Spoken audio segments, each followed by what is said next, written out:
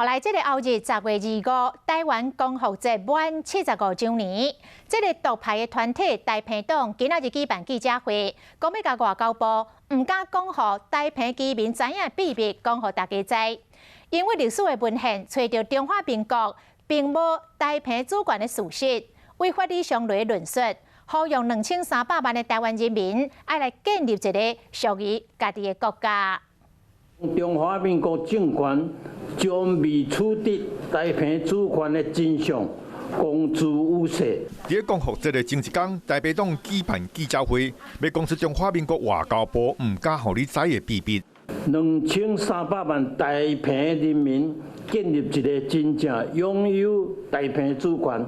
台北党提出证据，讲外交部伫1952年所提出的拟定中华民国甲日本国之间和平条约的总报告书，就讲出台湾甲澎湖的领导主权并无属于中华民国。就查金山合约规定日本放弃台湾澎湖，而未明定其谁属。